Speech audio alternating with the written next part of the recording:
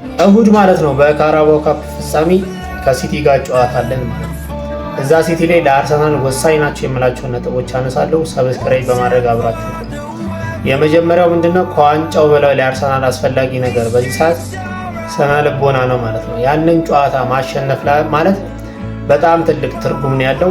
ምክንያቱም ባለፉት ዓመታት ሲቲ ባርሳ ላይ የነበረውን የበላይነት ሁላችንም እንደምናውቀው፣ ስለዚህ ያንን የበላይነትን እንግዲህ ወደ አርሰናል የምንመልስበት ጨዋታ ነው። ከዚህ በፊት በካራባኦ ካፕ አርሰናል እና ማንቸስተር ሲቲ ተገናኝተው ነበረ። ያኔ 3-0 እንዳሸነፈን ሁላችንም እናውቃለን። ስለዚህ ያንን ጊዜም የምንበቀልበት ነው ማለት ነው። አርሰናል የሁሉን ጨዋታ ማሸነፉ በጣም ብዙ ነገር ይጠቅመዋል። ምክንያቱም ቲሙ ከዋንጫ ጋር ተራርቆ ብዙ ዓመት ቆይቷል። ስለዚህ ዋንጫዎች የሚያሸንፍ ቲም ደግሞ አርቴታ ገንብቷል ብዬ አምናለሁ። ይህንንም ደግሞ በካራባኦ ካፕ ላይ እንግዲህ ማሳየት መቻል አለበት ማለት ነው። የክለቦቹን ያለፉት እንግዲህ 5 ጨዋታዎች ስንመለከት ሲቲ ካለፉት 5 ጨዋታዎች እንግዲህ በሁሉም ውድድሮች ማሸነፍ የቻለው አንዱን ጨዋታ ብቻ ነው። አርሰናል በበኩሉ ደግሞ 4ቱን ጨዋታዎች ካለፉት እንግዲህ ማሸነፍ ችሏል። አንዱን አቻ ነው የወጣው። እሱንም ከባየር ሊቨርኩሰን ጋር በሻምፒየንስ ሊግ አቻ የወጣ ነው ጨዋታ ነው። አርሰናልና እንግዲህ ሲቲ በተገናኙበት ባለፉት 5 ጨዋታዎች አርሰናል በጣም ጥሩ ሪከርድ ያለው 5ቱንም ጨዋታዎች አልተሸነፈም። ከ3 ደግሞ 2ቱን አሸንፎ 3ቱን አቻ ነው የወጡት። ስለዚህ ይሄ ደግሞ ለአርቴታ ትልቅ የስነ ልቦና የበላይነት እንዲኖረው ያደርገዋል። የእሁዱን ጨዋታ እኔ አርሰናል እንዲያሸንፍ በጣም ነው የምፈልገው።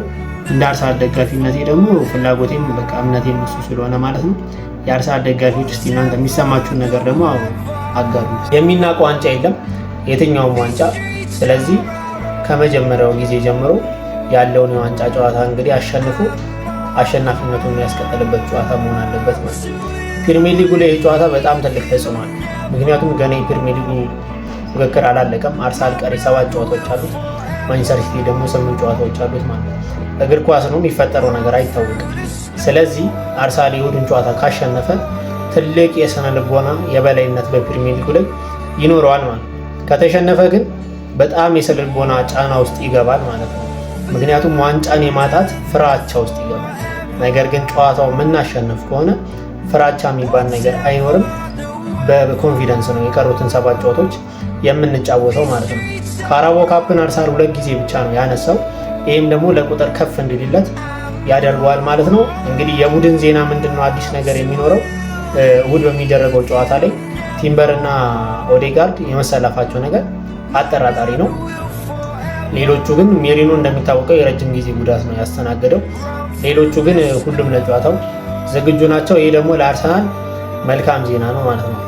አርቴታ እንግዲህ በዚህ ዓመት በጣም አደገኛና አስፈሪ ቲም ገንብቷል። ይህንን ቲም ደግሞ የምናየው እሁድ ነው። ሲቲ እንግዲህ የዋንጫ ቲም ነው። ስነ ልቦና በጣም ያለው ክለብ ነው። አሰልጣኙም እንግዲህ ፔፕ ጋርዲዮላ ነው ማለት ነው።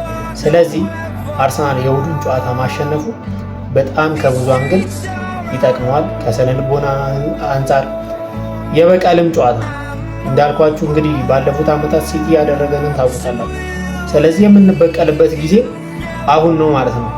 4 ዋንጫ ደግሞ ለመብላት የምናደርገው እንቅስቃሴም የምናስቀጥልበት ጨዋታ ስለሆነ የአርሰናል ደጋፊዎች እንግዲህ ሁላችንም በአንድነት እንግዲህ ይህንን ጨዋታ የምናይበት ጊዜ ነው። ከአርቴታ ጎንም የምንቆምበት ጊዜ ነው ማለት ነው። እኔ አሁንም በአርቴታ ሙሉ እምነት አለኝ። ይህንን ዋንጫ በላም አልበላም በአርቴታ እምነት አለኝ። ነገር ግን ዋንጫው ያስፈልገናል፣ ከዋንጫ በላይ ስለሆነ ያስፈልገናል ማለት ነው። የአርሰናል ደጋፊዎች እስቲ ሀሳብ አስተያየታችሁን አስቀምጡ።